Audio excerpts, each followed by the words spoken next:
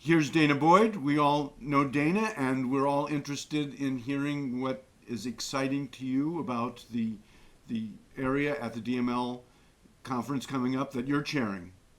Sure. So I'm honored to be able to chair the Emerging Platforms and Policies section. And my goal in this space is that there's a lot of amazing technology that has come out that has been deployed often by corporate institutions, and people are sort of struggling to make sense of it. They're trying to figure out how they can use it for learning purposes. They're trying to figure out how they navigate it for social purposes. And so the point of this track is to really examine what happens with these new emerging technologies, how are people engaging with them, and what are the big struggles or challenges we have to think about.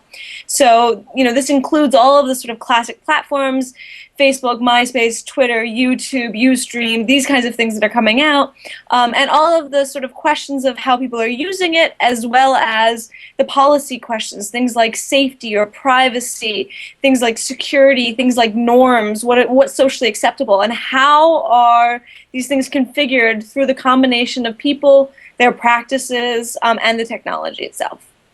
What kind of issues would you like people to be thinking about, or questions in regard to that before you Sure. meet them?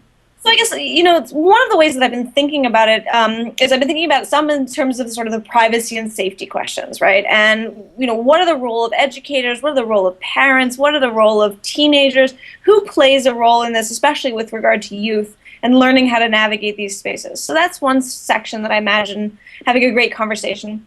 Another section I think will be really interesting is about what it means to engage in a new type of public world. And so these questions about publicity, these questions of what are the social norms when we have people from around the globe, sort of colliding? How do people understand context and what's socially appropriate? And, how do we think through these questions of reputation and social practices, et cetera?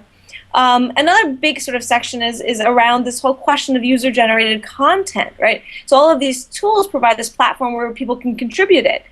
So what does it mean to contribute to this kind of space? What are questions of anonymity? What is, the politics of participation? How do people think about getting reputation or credibility? Who owns this content?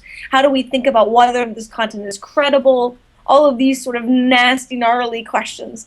So those are sort of the three pillars that I'm, sort of most thinking through. But part of what's nice about being able to put together a space like this is to say, what are people going to be interested in? Like, I'm looking forward to all of the possible panels that people might propose, trying to think through and navigate these different spaces. Wonderful. Thank you. Thank you, Howard.